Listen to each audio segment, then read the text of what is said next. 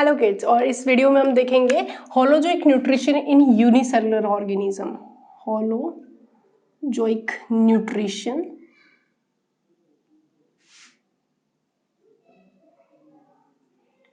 इन unicellular organism.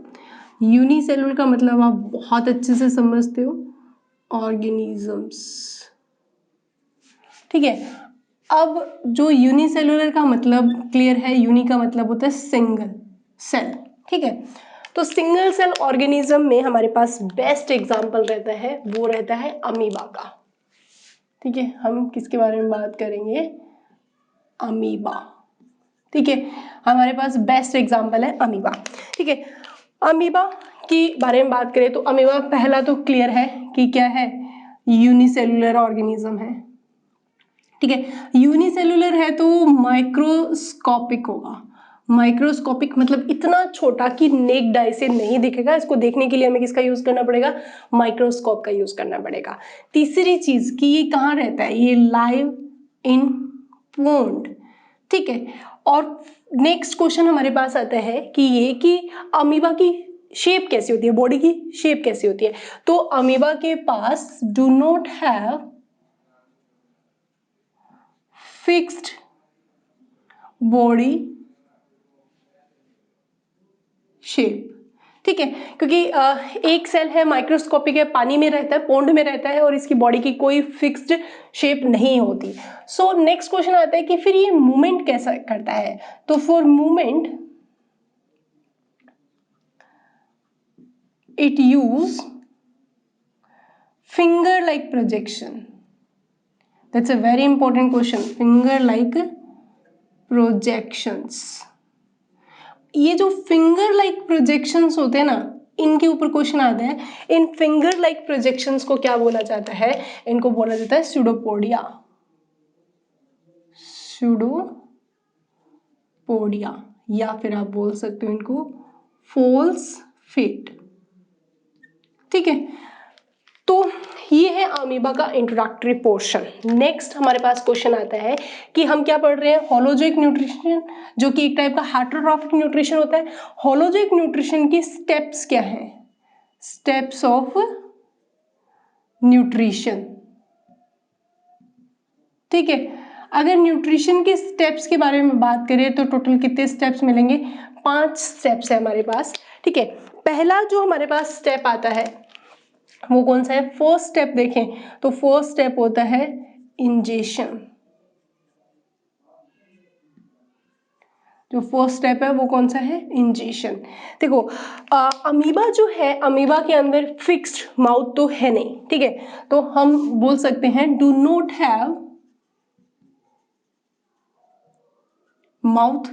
Mouth तो है नहीं, और ना ही इसके पास कोई फिक्स प्लेस है जहां से खाना अंदर जाएगा। ठीक है, किसके लिए? For intake of food. ठीक है, तो इंजेशन की फिनोमिना क्या होती है? Intake of food is this phenomena is known as a ingestion. तो इसके लिए इसके पास ना तो क्या है माउथ, और ना ही कोई एनी फिक्स प्लेस है।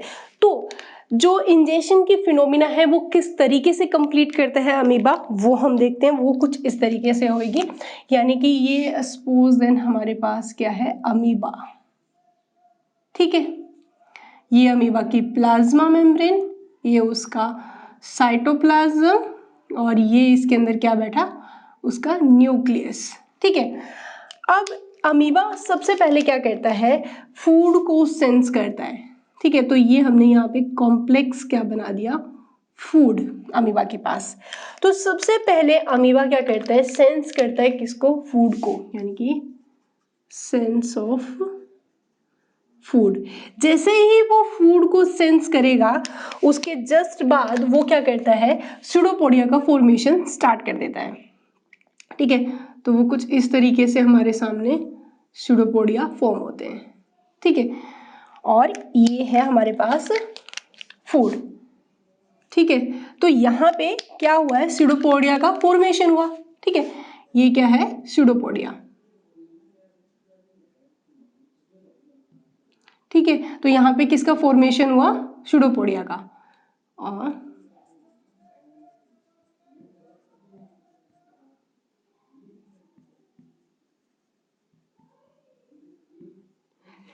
ठीक है। अब स्यूडोपोडिया बनने के बाद क्या होता है, अमीबा के अंदर ये स्यूडोपोडिया ग्रो करते हैं और ग्रो करके वो फूड को चारों तरफ से घेर लेते हैं। किस तरीके से, तो अगर हम देखें तो ये कुछ स्ट्रक्चर इस तरीके से हमारे सामने आएगी। ये है अमीबा और ये क्या है, फूड। ठीक है, तो स्यूडोपोडिया जो है वो अगर आप देख रहे हो फूड के चारों तरफ क्या हो चुके हैं, फूड को चारों तरफ से घेर चुके हैं। तो स्यूडोपोडिया का फॉर्मेशन हो गया और फॉर्मेशन होने के बाद में स्यूडोपोडिया जो होता है वो किसके अराउंड फॉर्म होते हैं, यानी कि किसको कवर कर लेते हैं, फूड को कवर कर लेते हैं। उसके बाद देखते हैं तो क्या फिनोमिना आती है। इसके बाद जो स्यूडोपोडिया जो होता है वो एक दूसरे के इतने पास आ जाते हैं और एक कप लाइक स्ट्रक्चर अगर आपको दिख रही है, यहाँ पे ये कप लाइक स्ट्रक्चर हमें देखने को मिल रही है, तो वो कुछ इस तरीके से ये कंप्लीट हो जाएगी। इस तरीके से जो स्यूडोपोडिया है वो ऐसे कंप्लीट हो चुके हैं। और यहाँ पे अगर आप देखोगे तो यहाँ पे एक क्या बन चुकी होती है, इसके साथ ही एक फूड वैक्यूल बन चुकी होती है, क्योंकि दोनों पोर्शन कवर हो चुके हैं। और इस तरीके से हमारे सामने फूड को एक इमेज देखने को मिली है जिसके अंदर ये कप लाइक शेप किस में कन्वर्ट हो जाती है, इसको हम बोलते हैं फूड वैक्यूल। ठीक है, तो इस तरीके से खाना क्या हो चुका है, फूड इनटेक हो चुका है और किसके अंदर स्टोर है, फूड वैक्यूल के अंदर क्या प्रेजेंट है, फूड प्रेजेंट होता है। ठीक है, तो यहाँ पे क्या देखने को मिल रहा है कि इस तरीके से जो स्यूडोपोडिया ने फूड को कवर किया, यानी कि यहाँ पे देखोगे स्यूडोपोडिया जो होता है वो कहाँ प्रेजेंट होते हैं, around the food and intake food. ठीक है, तो स्यूडोपोडिया जो होते हैं, यानी कि स्यूडोपोडिया की बात करें, वो फूड के चारों तरफ होके उसको क्या कर लेते हैं, इनटेक कर लेते हैं। तो ये यहाँ से लेके और ये इतनी जो फिनोमिना आपके सामने दिख रही है यहाँ तक कि इस फिनोमिना को एक स्पेसिफिक नेम से जानते हैं जो इंजेक्शन के लिए सबसे इंपॉर्टेंट होती है, वो होती है एंडोसाइटोसिस। एंडो का मतलब होता है इनसाइड और साइटोसिस का मतलब होता है सेल के अंदर। तो ये फिनोमिना खाने का सेल के अंदर जाना, इस फिनोमिना को हम क्या बोलते हैं, एंडोसाइटोसिस। तो सिंपल एक चीज याद रखो कि अमीबा जो होता है, अमीबा में इंजेक्शन की फिनोमिना होती है, वो किसकी हेल्प से होती है, एंडोसाइटोसिस फिनोमिना की हेल्प से होती है। और एंडोसाइटोसिस की फिनोमिना कैसे क्या है, it is a phenomena in which cell intake the food with the help of pseudopodia, this phenomena known as endocytosis. अब जो सेल है वो जरूरी थोड़ी ना हमेशा सॉलिड सब्सटेंस को ही ले, सेल लिक्विड सब्सटेंस को भी ले सकती है। अगर वो कोई सेल अगर लिक्विड सब्सटेंस को अंदर ले रही है तो उस फिनोमिना को हम बोलते हैं पिनोसाइटोसिस। पीना मतलब लिक्विड, दैट इज अ पीना, आप एज अ ट्रिक याद कर सकते हो।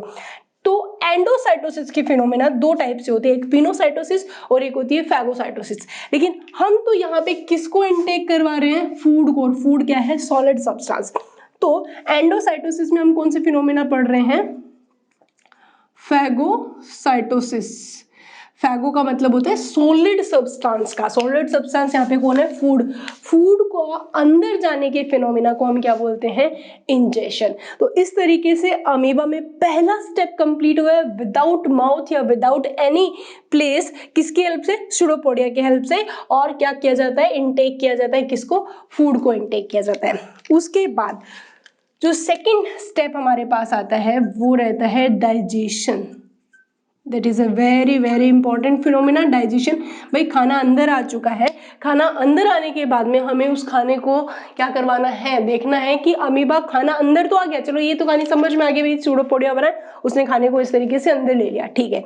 लेकिन अब इस अंदर आए हुए खाने को वो डाइजेस्ट कैसे करेगा, भाई अमीबा एक ही तो सेल का है, उसके कोई प्रॉपर माउथ भी नहीं है, कोई पर्टिकुलर डाइजेशन करने, स्टमक, इंटेस्टाइन, इस तरह के कोई भी ऑर्गन नहीं प्रेजेंट। तो फिर यहाँ पे पे डाइजेशन की फिनोमिना कैसे होगी, आप सोचो, देखो बड़ा ही इंटरेस्टिंग फॉर्म है ये कि एक सेल का ऑर्गेनिज्म जिसकी पूरी बॉडी एक सेल की बनी है, वो बेचारा एक सेल का ऑर्गेनिज्म कैसे डाइजेशन करेगा इस कॉम्प्लिकेटेड फूड का, क्योंकि फूड तो यहाँ पे क्या है, कॉम्प्लिकेटेड फूड है। तो यहाँ पे एक चीज याद करनी पड़ेगी कि जो अमीबा है वो कैसी सेल होती है, यूकैरियोटिक सेल है, क्योंकि वेल डेवलप्ड न्यूक्लियस और सारी की सारी सेल ऑर्गेनली यहाँ पे देखने को मिलता है। और अमीबा क्या है, एक एनिमल है, ठीक है। तो अमीबा के अंदर हमें स्ट्रक्चर कुछ इस तरीके से देखने को मिलेगी। मान लीजिए ये है अमीबा, और अमीबा के अंदर ये हमें देखने को मिल रहा है न्यूक्लियस, और ये क्या है, फूड वैक्यूल, ठीक है। और फूड वैक्यूल के अंदर कॉम्प्लिकेटेड क्या प्रेजेंट है, फूड प्रेजेंट है। अब इस अमीबा की सेल में एक और सेल ऑर्गेनली प्रेजेंट होती है, वो होती है लाइसोसोम, ठीक है। इस सेल ऑर्गेनली को हम क्या बोलते हैं, ये क्या है, लाइसोसोम। और इस लाइसोसोम में क्या प्रेजेंट है, हाइड्रोलाइटिक या फिर आप बोल सकते हो डाइजेस्टिव क्या है, एंजाइम्स प्रेजेंट है, ठीक है। अब ये लाइसोसोम किसकी तरफ अट्रैक्ट होता है, फूड वैक्यूल की तरफ अट्रैक्ट होगा, और किसके लिए, क्योंकि अंदर क्या प्रेजेंट है, खाना पड़ा है। तो अब इस लाइसोसोम में डाइजेस्टिव एंजाइम है, और ये जो सेल ऑर्गेनली है वो फूड वैक्यूल की तरफ क्या होगी, अट्रैक्ट होगी। वो किसके साथ फ्यूज करेगी, फूड वैक्यूल के साथ। तो ये जो स्ट्रक्चर है वो हमें कुछ इस तरीके से देखने को मिलेगी, ठीक है। तो ये हमने बना दी फूड वैक्यूल, ठीक है। और फूड वैक्यूल के साथ कौन आके फ्यूज हो रहा है, ये लाइसोसोम में क्या है, बहुत सारे हाइड्रोलाइटिक एंजाइम, और ये हाइड्रोलाइटिक एंजाइम इस पूरी की पूरी फूड वैक्यूल में आ जाएंगे, और किसके ऊपर अटैक करेंगे, फूड के ऊपर अटैक करेंगे। ये है हमारे पास फूड। तो यहाँ पे जो फिनोमिना हो रही है, जिसके अंदर हमें क्या देखने को मिल रहा है, डाइजेशन के दौरान हमें यहाँ पे फ्यूजन हो रहा है किसके बीच में, lysosome fuse with food vacuole. तो यहाँ पे हमें क्या देखने को मिल रहा है इस स्टेप में, lysosome fuse with food vacuole, ठीक है। तो यहाँ पे जो फूड आपको देखने को मिल रहा है, फूड यहाँ पे क्या है, काफी कॉम्प्लेक्स है, ठीक है। और यहाँ पे किसकी प्रेजेंस हो जाएगी, डाइजेस्टिव एंजाइम आ चुके हैं किसके अंदर, फूड वैक्यूल में। तो अब हम देखेंगे यहाँ पे डाइजेशन कैसे हो रहा है। तो आप देखोगे ये इस तरीके से, मान लीजिए अमीबा है, और अमीबा का ये हम यहाँ पे न्यूक्लियस बना देते हैं, दैट इज अ न्यूक्लियस, जिसको एक साइड में करके दिखा रही हूँ। और यहाँ पे जैसे ही ये इसके साथ फ्यूज होता है फूड वैक्यूल के साथ लाइसोसोम, तो यहाँ पे जो फूड है वो डाइजेस्टिव एंजाइम की हेल्प से छोटे छोटे पोर्शन में क्या हो गया, टूट गया। तो ये यहाँ पे जो फूड, यहाँ पे तो कॉम्प्लेक्स फूड था, ठीक है, और ये फूड की कौन सी फॉर्म आ गई, सिंप्लेक्स फूड, किसकी हेल्प से, डाइजेस्टिव एंजाइम की हेल्प से, ठीक है। और यहाँ पे जो डाइजेस्टिव एंजाइम किसके अंदर थे, लाइसोसोम्स के अंदर, यानी कि डाइजेस्टिव एंजाइम कहाँ प्रेजेंट होते हैं, लाइसोसोम के अंदर प्रेजेंट होते हैं। तो इस तरह की जो फिनोमिना है वो डाइजेशन कंप्लीट होती है, और इस फिनोमिना को हम किस नाम से जानते हैं, डाइजेशन। तो ये हमारी एक फिनोमिना सेकंड कंप्लीट हो गई है, वो कौन सी है, डाइजेशन। तो हमने फैगो पहली जो फिनोमिना थी वो इंजेशन थी, इंजेशन किसकी हेल्प से हो रही थी, एंडोसाइटोसिस, और डाइजेशन किसकी हेल्प से हो रहा है, लाइसोसोम, जो कि एक ऐसी सेल ऑर्गेनेली है जिसको हम सुसाइडल बैग भी बोलते हैं, ठीक है। एक ऐसी सेल ऑर्गेनेली जिसके अंदर बहुत सारे हाइड्रोलाइटिक या फिर आप डाइजेस्टिव एंजाइम वो क्या करके रखती है, स्टोर करके रखती है, सुसाइड बैग के नाम से इसको जानते हैं। और वो फूड वैक्यूल के साथ फ्यूज होकर खाने को क्या कर देती है, डाइजेस्ट कर देती है। That is a very very very important phenomena, digestion, ठीक है।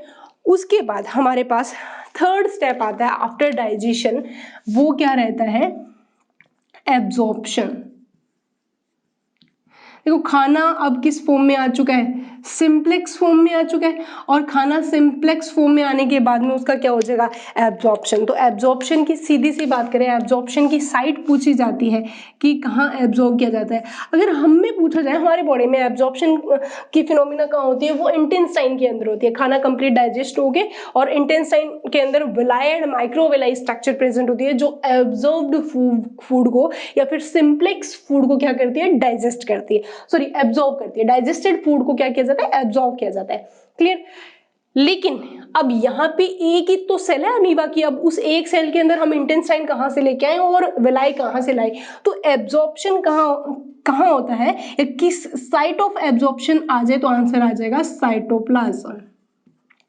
यानी कि यहाँ पे एब्जॉर्प्शन की फिनोमिना कौन करेगा, साइटोप्लाज्म के थ्रू की जाती है। कैसे की जाती है, हम एब्जॉर्प्शन अगर देखें तो ये मान लीजिए हमारे पास अमीबा है, ठीक है, और अब ये इस अमीबा के अंदर ये है फूड वैक्यूल, ठीक है, और इस फूड के अंदर ये क्या है, डाइजेस्टेड फूड, ये क्या है, डाइजेस्टेड फूड है, और डाइजेस्टेड फूड को फिर इस तरीके से साइटोप्लाज्म में क्या कर लिया जाता है, इस तरीके से बाहर ले लिया जाता है, और इस फिनोमिना को हम क्या बोलते हैं, एब्जॉर्प्शन। ये क्या है, साइटोप्लाज्म, ठीक है। तो इस तरीके से साइटोप्लाज्म में क्या किया जाता है, डाइजेस्टेड एंड प्रोडक्ट्स को आर एब्जॉर्ब्ड बाय साइटोप्लाज्म, ठीक है। तो इस तरीके से हमारे पास कौन सी फिनोमिना कंप्लीट हो चुकी है, एब्जॉर्प्शन की फिनोमिना भी कंप्लीट हो चुकी है, ठीक है।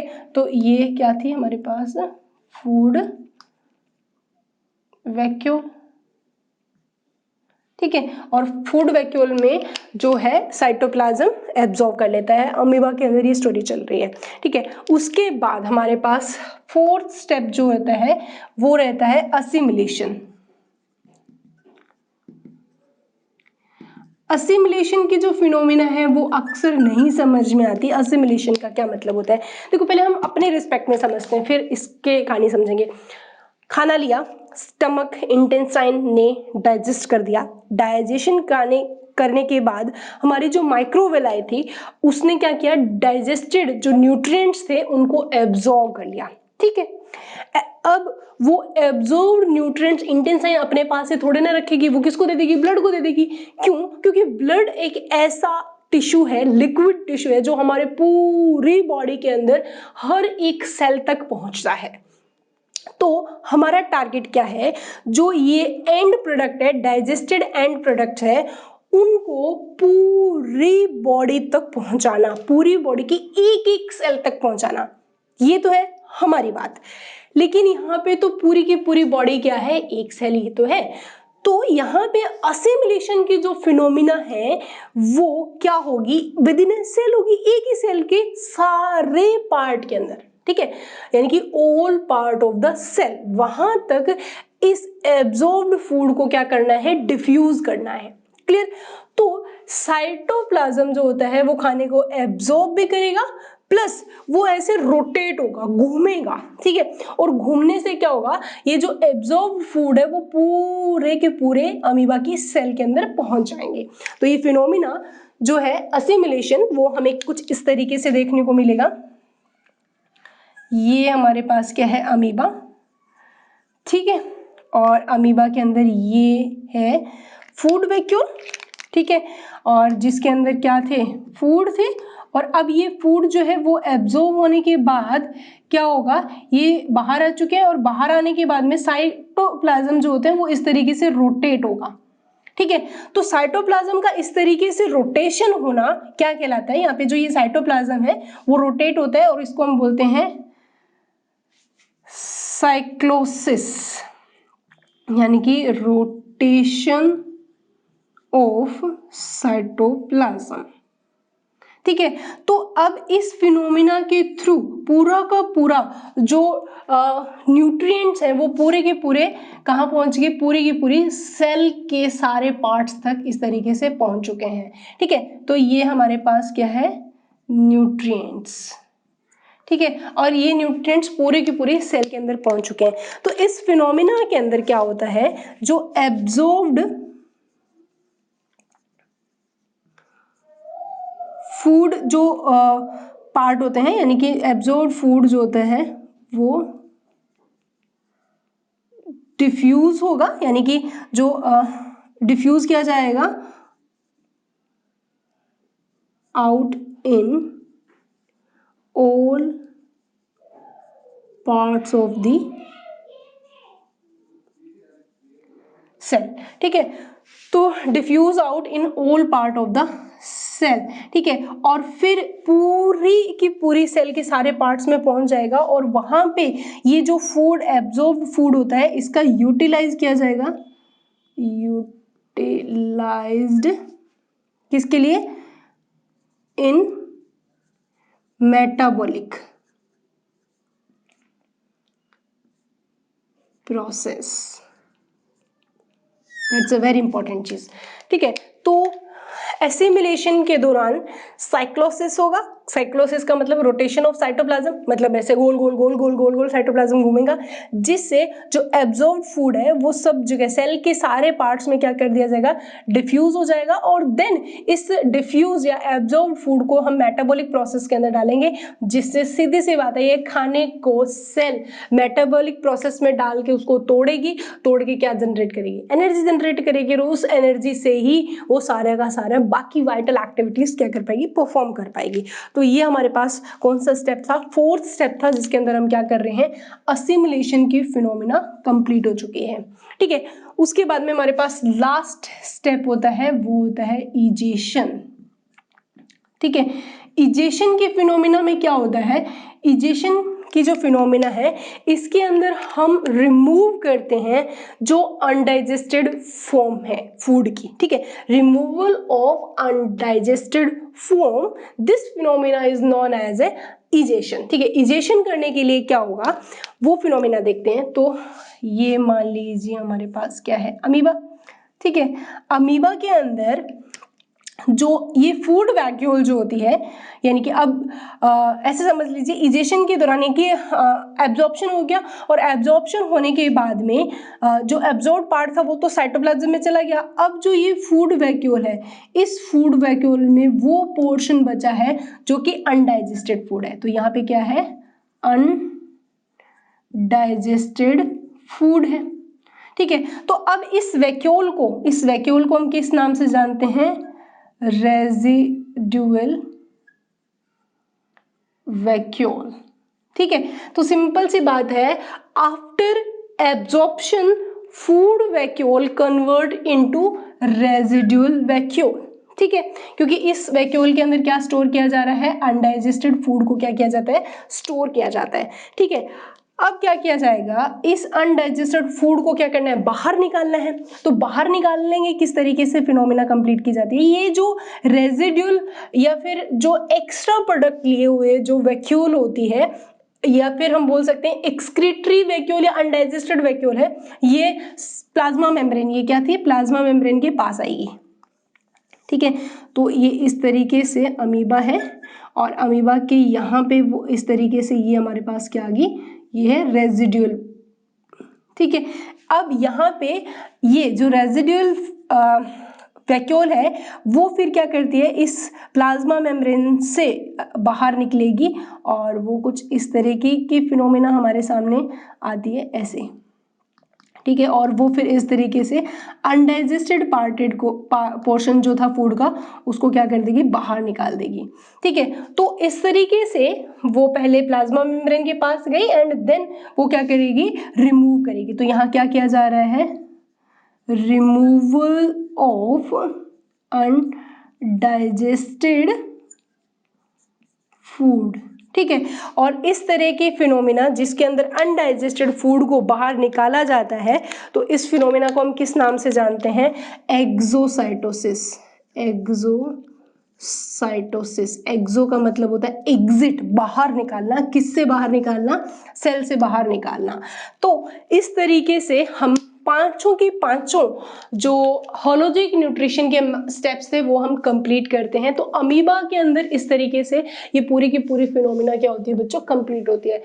देखो बोर्ड में जब भी ये क्वेश्चन आता है और बड़े मार्क्स में क्वेश्चन आता है तो अमूमन बच्चे को ये स्टेप्स ठीक है याद होते हैं, इजेशन होगा, डाइजेशन होगा, एब्जॉर्प्शन, असिमिलेशन, इजेशन होगा, जिसको हम रटते हैं। बच्चे क्या करते हैं, रटते हैं कि पहले खाना ले लिया जाएगा, फिर उसका डाइजेशन कर दिया जाएगा, फिर खाने को एब्जॉर्ब कर दिया जाएगा, फिर असिमिलेट और देन बाहर निकाल दिया जाएगा, सिर्फ डेफिनेशंस लिखता है। अगर आप अपने बोर्ड के पेपर में इस फिनोमिना को इस तरीके से लिखेंगे तो पहली चीज बहुत ही अट्रैक्टिव लगेगी आपकी कॉपी, क्योंकि जिसके अंदर आप हर एक स्टेप को बहुत अच्छे से नीट एंड क्लीन मेथड से समझा रहे हो, जिसके अंदर आप बताओगे कि भाई जो इंजेक्शन हुआ था वो किसके थ्रू हुआ था, एंडोसाइटोसिस, और क्या बने थे, स्यूडोपोडिया बने थे, किसके अराउंड बने थे, फूड के अराउंड बने थे, ठीक है। दूसरा डाइजेशन हुआ किसके थ्रू, लाइसोसोम के थ्रू, क्योंकि उसमें डाइजेस्टिव एंजाइम्स प्रेजेंट है। एब्जॉर्प्शन कौन करता है, साइटोप्लाज्म किया जाता है, जो खाने को एब्जॉर्ब कर लिया जाएगा। असिमिलेशन वो भी साइटोप्लाज्म के थ्रू होता है, उसका साइक्लोसिस मेथड होता है, जिसके अंदर एब्जॉर्ब फूड को डिफ्यूज कर दिया जाएगा पूरे बॉडी सेल के पास, ठीक है।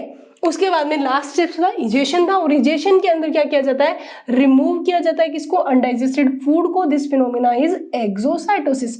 तो सिंपल सी बात है, इंजेशन के अंदर कौन सी फिनोमिना हो रही है, एंडोसाइटोसिस, और इजेशन में कौन सी हो रही है, एक्सोसाइटोसिस। क्लियर होगी। तो ये सारे के सारे आपके मेथड थे किसके, होलोजोइक न्यूट्रिशन के, किसके अंदर, एक यूनिसेलुलर ऑर्गेनिज्म अमीबा के अंदर। तो सारे के सारे स्टेप्स जो है आपको बहुत अच्छे से याद भी रखने हैं, क्लियर भी करने हैं, क्योंकि जब हम मल्टी सेलुलर ऑर्गेनिज्म में आएंगे तो इन स्टेप्स को वापस से रिकॉल करेंगे और कहीं ना कहीं कंपैरिजन करेंगे। एक छोटा सा कंपैरिजन देखते हैं। पहला, इजेशन के लिए इसके पास कोई माउथ नहीं, लेकिन हमारे पास माउथ है जहां से हम खाने को इनटेक करते हैं, ठीक है। डाइजेशन करने के पास इसके पास कोई भी ऑर्गन नहीं है, हमारे पास स्टमक है, इंटेस्टाइन है, पैनक्रियाज और लिवर भी हमारे डाइजेशन में हेल्प करता है। इसके पास ऐसा कुछ भी नहीं है। एब्जॉर्प्शन करने के लिए हमारे पास क्या प्रेजेंट है, एब्जॉर्प्शन करने के लिए हमारे पास इंटेस्टाइन है, माइक्रोवेलाई है, विलाइज है, जिनकी हेल्प से हम न्यूट्रिएंट्स को क्या कर लेते हैं, एब्जॉर्ब कर लेते हैं। लेकिन इसके अंदर तो एब्जॉर्प्शन किसके थ्रू हो रहा है, साइटोप्लाज्म के थ्रू। असिमिलेशन करने के लिए हमारे पास ब्लड होता है, जो पूरे बॉडी के अंदर सर्कुलेट होकर खाने को क्या कर देता है, पहुंचा देता है। इसके पास तो फिर से क्या है, साइटोप्लाज्म। और इजेशन करने के लिए हमारे पास एक स्पेसिफिक प्लेस होता है जिसको हम क्या बोलते हैं, एनस। तो इजेशन करने के लिए इनके पास डू नॉट हैव एनस, ठीक है। इनके पास एनस भी नहीं है या कोई फिक्स प्लेस नहीं है जिसके थ्रू ये क्या कर सके, अनडाइजेस्टेड पार्ट को रिमूव कर सके। इनको अनडाइजेस्टेड पोर्शन को रिमूव करना है तो कौन से फिनोमिना कंप्लीट करनी पड़ेगी, एक्सोसाइटोसिस के phenomena. That is a small comparison between multicellular organism and unicellular organism के बीच में, ठीक है। तो अमीबा के अंदर ये कंप्लीट स्टेप होता है। अब एक छोटा सा क्वेश्चन जो है हमारे डाइजेशन से आता है, ठीक है। डाइजेशन से कैसे क्वेश्चन आता है बच्चों, एक चीज देखो, डाइजेशन की फिनोमिना दो तरीके से कंप्लीट होती है। एक होती है इंट्रासेलुलर और एक होती है एक्स्ट्रा सेलुलर, ठीक है। इंट्रा सेल के अंदर अगर डाइजेशन हो रहा है तो इस तरह के डाइजेशन को हम क्या बोलते हैं, इंट्रासेलुलर। तो अमीबा में जो डाइजेशन हो रहा है वो कैसा हो रहा है, सेल के अंदर हो रहा है। तो यहाँ पे जो डाइजेशन हो रहा है वो कैसा हो रहा है, इंट्रासेलुलर डाइजेशन होता है। जबकि हम में जो डाइजेशन होता है वो एक्स्ट्रा सेलुलर होता है। एक्स्ट्रा सेलुलर मतलब सेल यानी कि बॉडी के बाहर, ठीक है, या सेल के बाहर। कैसे होता है वो हम जब हमारे वाली करेंगे, यानी कि ह्यूमन के अंदर जब हम न्यूट्रिशन की फिनोमिना कंप्लीट करेंगे तब देखेंगे। तो अभी तो आप इतना समझो कि जो अमीबा है, अमीबा के अंदर जो डाइजेशन हो रहा है वो कैसा हो रहा है, इंट्रासेलुलर डाइजेशन है। कैसा है, इंट्रासेलुलर, इंट्रा सेलुलर, ठीक है। तो that is a very important, यहाँ पे सेलुलर सेल के अंदर हो रहा है, दैट इज अ इंट्रासेलुलर, ठीक है। तो ये हमारा होलोजिक न्यूट्रिशन था। नेक्स्ट क्लास के अंदर हम देखेंगे holozoic nutrition in multi cellular organism, और मल्टी सेलुलर ऑर्गेनिज्म में हम खुद के बारे में पढ़ेंगे, जो कि बहुत ही अमेजिंग क्लास होगी, बहुत ही इंटरेस्टिंग क्लास होगी, क्योंकि अमीबा के अंदर जो डाइजेशन है वो आज आपको अच्छे से क्लियर हुआ होगा। और प्लस ये सारी चीज़ें फाउंडेशन लेवल भी है और ओलंपियाड से रिलेटेड भी इसमें से काफ़ी सारे क्वेश्चंस आते हैं, ठीक है। जब हम अपने अंदर घुसेंगे यानी कि हमारे बॉडी के अंदर एंट्री करेंगे तो वो बहुत ही अमेजिंग क्लास होगी, जिसके अंदर हम देखेंगे कि माउथ किस तरीके से अंदर लेगा, फिर डाइजेशन कैसे होगा, खाना कैसे मूव होगा, कैसे अब्जॉर्व किया जाएगा, कैसे एसिमिलेट होगा और कैसे हम उसको बाहर निकाल देंगे। सो ये सारे के सारे फिनोमिना, ये पांचों के पांचों स्टेप्स हम नेक्स्ट क्लास में देखेंगे ह्यूमन के रिस्पेक्ट में। सो नेक्स्ट क्लास में फिर से मिलते हैं। Thank you.